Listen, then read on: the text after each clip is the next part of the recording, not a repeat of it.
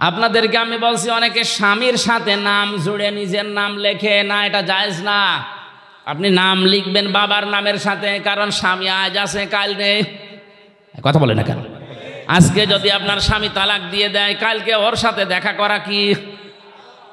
কথা বলেন। আপনার বাবার সাথে তালাক হবে হবে না। এই জন্য মায়ের নাম, ছেলের নাম, মেয়ের নাম বাবার সাথে মিলিয়ে রাখা দরকার, কারণ কিয়ামতের দিন আল্লাহ বাবার নামের সাথে মিলিয়ে আপনাকে ডাক দেবে। উদউহুম লিআবাইহিম, তাদেরকে আমি ডাক দেব তাদের বাবার নামে। এই জন্য আমার নাম আমির হামজা, আমার বাবার নাম রিয়াজ, হামজা বিন রিয়াজ, রিয়াজের ছেলে হামজা। আমার মেয়ের নাম মাওয়া, ও যদি নাম লিখতে চায় এভাবে লিখতে পারবে, মাওয়া বিনতে হামজা, হামজার মেয়ে মাওয়া। কথা বুঝতেছে? এখন স্বামীর নামের সাথে যদি মিলিয়ে কেউ লেখে, আমার স্ত্রীর নাম মনে করেন তানিয়া, আমার নাম আমির হামজা, ও তানিয়া আমির লিখে দিল। 2 দিন পরে যদি ওর সাথে আমার তালাক হয়ে যায়, ওর মুখ দেখায় তো আমার জায়েজ নেই। কিন্তু আমার মেয়ে মাওয়া আর ফারিহা একেবারে মরণ পর্যন্ত ওদের সাথে সম্পর্ক কোনোদিন কাট হওয়ার সম্ভাবনা আছে। আশা করছি মাসলাটা বুঝেছেন। এখন থেকে বাবার নামের সাথে মিলিয়ে দেবেন, স্বামীর নামের সাথে না। তিনি সৃষ্টি করেন, কাউকে মেয়ে দেন, কাউকে ছেলে দেন। আগেকার কথা আরো জোরে বলেন। মেয়ের নাম আল্লাহ আগে দিয়েছেন, এই জন্য আয়াতের তাফসিরে বিশ্বনবী মুহাম্মদুর রাসূলুল্লাহ নিজেই যাচ্ছেন, রুহুল মানিতে আছে আল্লাহ মেয়ের নাম দিয়ে আরম্ভ করেছেন। এই কারণে আল্লাহ মেয়ের প্রতি বেশি খুশি, কারণ যেই ঘরে একটা মেয়ে আসে নবীজি বলেন ওই ঘরে একটা জান্নাত আল্লাহ পাঠায়। ওর ওপরে যদি 4টা দায়িত্ব তার মার বাবা গার্জিয়ান পালন করে, কিয়ামতের দিন আমি নবী গ্যারান্টি দিচ্ছি, সবাই যখন বিচারে থাকবে এই মেয়ের প্রতি 4টা দায়িত্ব পালনকারী মা বাবা আর গার্জিয়ান আমি নবীর সাথে এভাবে পাশাপাশি থাকবে। মা বাবা আর গার্জিয়ান যারা আছেন, 4টা কাজের প্রথম নাম্বারে তার সুন্দর নাম রাখা। কি নাম? বলেন বলেন। একটা অর্থবোধক নাম রাখতে হবে। মেয়ে যেই ঘরে আসে সুন্দর একটা অর্থবোধক নাম তার রাখা দরকার। কিয়ামতে আল্লাহ যদি মানুষকে মাফ করতে গিয়ে একেবারে কিছু না পায়, একটা নাম যদি পায় সুন্দর ইসলামী নামের ওসিলাতে হলেও আমার আল্লাহ শেষ পর্যন্ত মাফ করে দেবে। একটা হাদিসে পড়েছিলাম, কিয়ামতে আল্লাহ বিচারের ময়দানে ডাক দেবেন মরিয়ম, হাজার হাজার মরিয়ম দাঁড়িয়ে যাবে। রব্বুল আলামিন বলেন আমি তো এত মরিয়ম চাইনি, আমি চেয়েছি ঈসা নবীর মা মরিয়মকে। মরিয়ম নামের মেয়েরা ডাক দিয়ে বলে রব্বুল আলামিন তুমি তো বলো নাই ঈসা বিনতে মারিয়াম কই, ঈসা নবীর মা মরিয়ম কোথায়, কথা তো বলে ডাক দাওনি।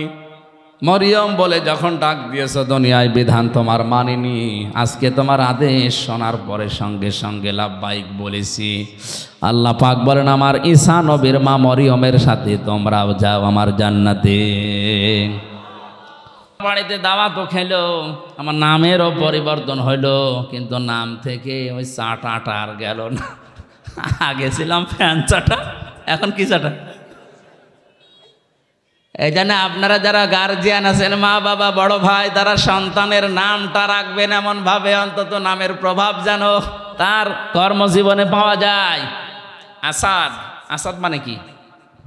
সিংহ। আসাদ মানে এরকম নাম যদি অর্থবোধক রাখেন, আসাদুজ্জামান, জামানার সিংহ, বড় হয়ে যেন ইসলামের সিংহ হতে পারে।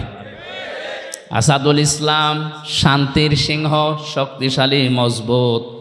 এরকম ইসলামের জন্য আমাদের সিংহ মার্কা পুরুষ দরকার আছে না নেই? নাম রেখে দিয়েছে বল্টু। এজন্য অর্থবোধক একটা নাম রাখা। 2 নম্বরে শুধু নাম রাখা না, তার পেছনে খরচ করা। একটা সন্তান প্রতিপালন করতে গিয়ে যদি কেউ খরচ করে সে মেয়ের পেছনে, কিয়ামতের দিন ওই টাকা পয়সার হিসাব আল্লাহ নেবেন না। আপনার মেয়ের জন্য যদি একটা জামা কিনে দেন, স্যান্ডেল কিনে দেন, খেলনা কিনে দেন, মেয়ের লেখাপড়ার পেছনে, তার দিন এলেম শেখার পেছনে যত খরচ হবে ওই টাকাগুলোর হিসাব দেওয়া লাগবে না? তো অনেককে এখন খরচ করতে চায় না, জায়গা মতো অকাজে খরচ করে।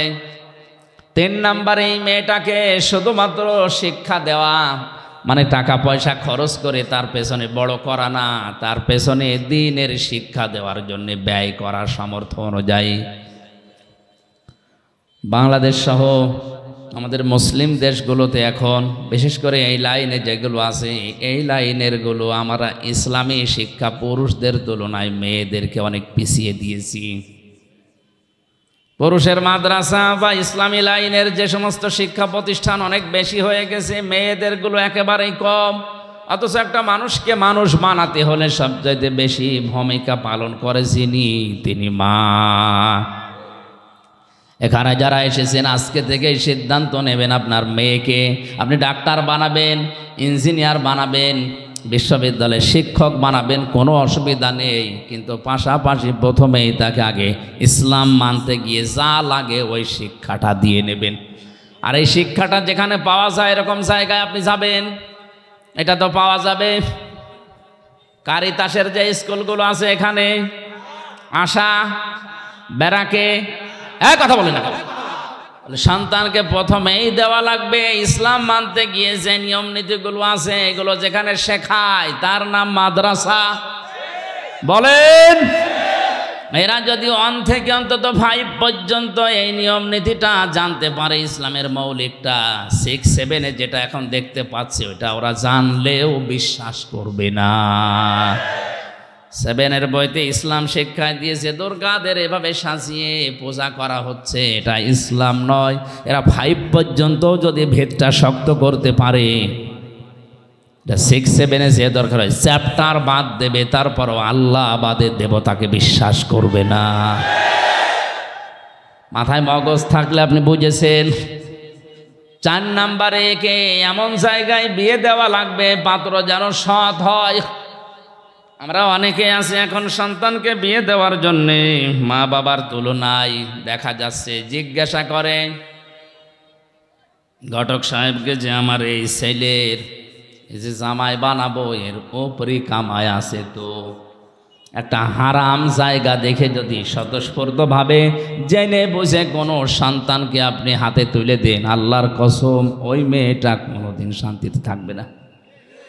গভীর রজনীতে আপনার জামাই আসবে ডাল খেয়ে, লাল পানি খেয়ে, ওই সংসারে শান্তি থাকবে? একটা ভ্যান চালকের সাথে বিয়ে দেন, তার চরিত্র যদি ভালো থাকে, 5 ওয়াক্ত নামাজ অন্তত পড়ে, কষ্ট হয় তার শরীরকে চালাতে, সংসার চালাতে, কিন্তু রাত 12টার সময় ও লাল পানি খেয়ে মদ খেয়ে ঘরে আসবে না। বহু ধনী ধনী মানুষের সাথে আমি মিশে দেখেছি, ওপরে ফিটফাট, ভেতরে সদরঘাট, শান্তি নেই।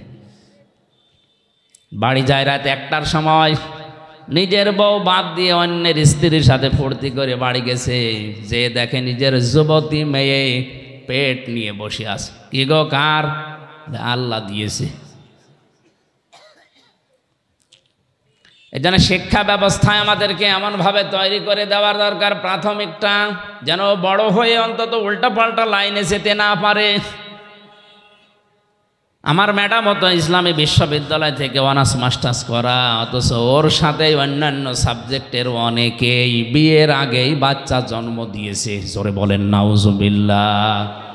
এ দোষ শুধুমাত্র ওদের না, সন্তানকে যদি এভাবে ছোটবেলা থেকে অন্তত ইসলামের মৌলিকটা শিখিয়ে দিতে পারতেন, বিশ্ববিদ্যালয় না অক্সফোর্ডে যাওয়ার পরেও ওর শরীরকে হেফাজত করত। কিন্তু দিনটা এমন খারাপ আসতেছে সামনে, এমন পর্যায়ে আমরা পৌঁছিয়ে যাচ্ছি, এভাবে যদি ইসলামী শিক্ষা নিয়ে ষড়যন্ত্র হতেই থাকে আর শিক্ষা ব্যবস্থা যদি এভাবে চলতে চলতে আমাদের আয়ত্তের বাইরে চলে যায়, কিছুদিন পরে আপনার যুবক ছেলে মদ খেয়ে আপনার বাড়িতে আসবে, আপনি কিছু বলতে পারবেন না।